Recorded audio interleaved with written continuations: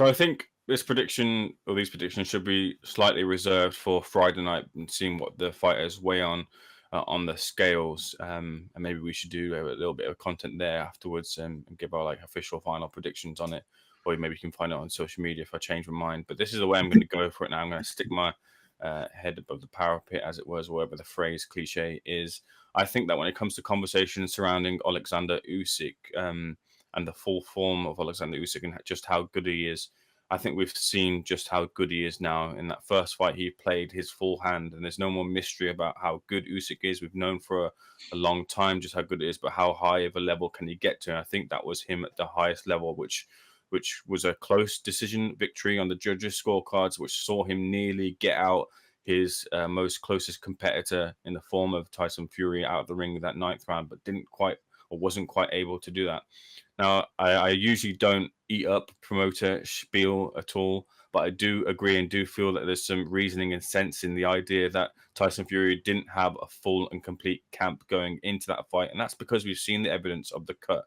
And knowing a bit more about boxing and knowing about how it can affect your camps and training preparations, I do feel that it did affect Tyson Fury's training camp. I do feel that there wasn't a full reflection of Tyson Fury and how good he can be on the night there because of how his camp was hampered because of the cut and how it had to be managed to get him to the ring in that first fight. So with that being said, I'm a bit of a hipster outside boxing. I've got my round circle glasses on. I got my hair slicked back sometimes in a ponytail. I listen to music you probably don't know of, bands you ever heard of, and I'm a bit of a boxing hipster as well too. And I'm going to say is my prediction right now is that I don't think Oleksandr Usyk wins the fight, the rematch against Tyson Fury. Neither do I think Tyson Fury wins the rematch against Oleksandr Usyk. I'm going for a draw in this fight. I can't split the two of them. I want to be as honest as I can in my prediction, and to the listeners of this podcast, it's not for me fence sitting here. I can't split the two of them. I do believe Fury will be a lot better in this fight here. I don't think it's enough though to beat Oleksandr Usyk because of the adaptations he's going to make in the fight, and that's going to cause for a little bit of a controversy here, and maybe for that trilogy, just with a win in the Usyk column and a draw and another, and not a win for Fury. And I think that both men end disappointed and the hands raised in the fight for the final bell. That's a very detailed prediction. Who had money on Eamon being a hipster? Lewis Hart has rocked up, trying to dominate the chat as he usually does, asking where's DB Cooper. The Keggy predicts Fury KO round 9 via body shot, and Christopher Saavedra quickly points out Fury has never KO'd anyone with a body shot. Well, there's a first time for everything. Plot Monkey says, I'm not convinced Usyk's body is actually that vulnerable. Without a liver shot, he won't go down. Christopher Saavedra says, Usyk by KO if the referee doesn't save Fury again. Victor Vinegar says, new poll. You don't get to declare polls, Victor. That's Modfather Vinny if he wants to, make an executive decision. Otherwise, it's Eamon and I. Who would win in a fight out of the two hosts? Oh, Jesus. Lewis Hart says, Eamon would win inside 2 minutes. Lewis, you've been calling Eamon out for ages. Well, step up to the plate, mate. When are you taking on Eamon? Let us know. Plot Monkey says, Fury sneaking in a right uppercut counter on Usyk is his best path to a KO. But it means Tyson needs to lead Usyk into coming forward, which is risky unless Fury's footwork is perfect. Victor Vinegar says his money's on Eamon in this poll that you've asked for that isn't happening. John Wick says that's a good take from your man in the suit and shorts combo. Brilliant. Nat says Eamon 100%. I can't cope with this level of betrayal. Pimp Andrew says Fury by Turkey special, and he's put a picture of a turkey. Is that a turkey? I'm not sure if it is. Victor Vinegar says he defo has Hawaiian shorts on with that suit. He's denied it for now. Asan24 says Usyk wins, Fury is shit. So he's kept it brief. Big Chunga says, are Josh and Lewis Hart related? Not as far as I'm aware. They're a similar age, though. And they both have the same annoying qualities. And talents, of course. DB Cooper 1 is responding to Lewis Hart. He says, oi, my ears are burning. Getting some work done, so not active in chat. How are things, Mush? Pulling Dubai, did we? Pimp Andrew says, I also dress up in suits, deliver long monologues, and collect gluteal splinters. The cake. Just on that. We're going to let that go. Yeah. For anyone who thinks I'm sitting on the fence, it's on record on Twitter that I called Charlo and Castano to have a draw in their first fight, and it was a draw. I'm not calling a draw just to be a hipster. I'm saying I can't split the two of them, and that's just. I think all things are viable with everything on the table. That someone can win, someone can lose, and neither men can win or lose. I'm going with that option then. Okay, well, I'm glad we got that sorted. I'm sure Pimp Andrew will apologise. And I'm undefeated in predictions this year. Got Joshua Dubois right. Got Batervia versus Bivol right. I'm going for. Is this only your third prediction of the year? Got Usyk versus Fury right. The Fury versus Usyk the first time round. Yeah, so the big predictions, I'm on point. I'm putting my head out there. Put my neck on the line. Is that the secret? Only predict fights that are really big, and then you only do a few per year. That's right. It gets me the 100% record. I've done that when I was on Boxing News when they asked me to do previews.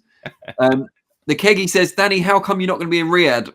It's a sad story, Keggy. I was actually informed that if I was even to set foot in Riyadh during Riyadh season, I would be absolutely a nightmare. No, I'm joking. I'm not there because Radio Rahim is covering it for Seconds Out, and I'm more than happy to let him do so. These days, I quite like watching fights from the comfort of my sofa rather than jetting off to exotic climes. Those were the Boxing News days. I'm a different man. I'm a Renaissance man. Thunder Rose says draw isn't even a poll option, but Eamon picks a draw. How does that fence feel? Yeah, I mean, he'll get good odds on a draw. Let's put it that way. If he puts his money where his mouth is, I've got no problem with it.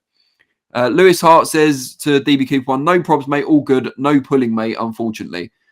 Glenn Mountain III says Fury round 9 stoppage. That's the second person who's gone for round 9 specifically. Do they know something we don't?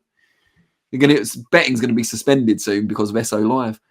Neil Lucas says the 3 Wilder fights flattered Fury, better than flattening Fury. Fury is on the slide. The Keggy says McGann, what a plonker. Great way to mess up your career. That's obviously referring to Dennis McCann's failed or adverse finding in a VADA test. We probably won't be talking about that in this week's episode for no other reason than we're probably going to run out of time before we get to it. But we shall see. Zambanu Love says Fury versus AJ after this fight, after Fury loses again. We're going to be talking about Mr. Joshua momentarily. They'll both want to force Usyk into retirement by avoiding him. Asan24 says Fury princess with a lovely little emoji of, you guessed it, a princess. DB Coupon says to Lewis Hart, shame lad, that's like missing the barn door, expecting more from you. What's the crack with Boxing Social these days? Drier than a insert pun. Please don't insert pun. Definitely DB Cooper don't insert pun, and that plot guy probably shouldn't either. And Lewis, don't feel you have to defend Boxing Social when they're, let's be honest, quite dire recent figures on here. But if you feel you want to, go ahead. Big Chunga says, get off the fence, Eamon. Those gluteal splinters again. Zayn Mohammed says, are you in rehab for this fight, Fury versus Usyk? Seconds Out as a channel are already in rehab. Rehab? Rehab. They're trying to make me go to Riyadh. And I said, no. Yeah, Frank Trevitt is already out there for us. Radio Rahim will be jetting in to join him very soon. So we'll be covering all aspects of Fight Week. Lewis Hart says to DB Cooper 1, I'm a loyal man, mate. No need to get attention off other women. Ooh. Is that Lewis Hart's missus getting a mention for the first time on SO Live? I'm sure she's absolutely delighted, mate. Pimp Andrew says, I profusely apologise. My first ever time. You almost made me sweat. Yeah, Pimp Andrew is currently posting from, what was it? The High Wycombe branch of Pizza Express. Beautiful golden, see, more politics here on SO Live. It's our new thing. Beautiful Golden Dragon says, draw, told you, great dad guy. Eamon spills the beans on the asylum. Yeah, I mean, we might have to ban him from the asylum if this continues. What sort of audience do they get? They get a better audience than us. Bloody hope not. Eamon was about to say then. No, I've got to always help out the asylum where I can. They're going through a bit of a flux status, and asylum opened up the doors for me. I wouldn't be sitting here without the help of Steve Willings and the gang. So absolutely, when the asylum calls, I answer. Fair enough. Stephen says, Lewis Hart managed to escape the Eddie Hearn trapdoor, it seems. Congratulations. Andy Gomez says, when are you going to employ Tyan Booth as a full-time host on the show?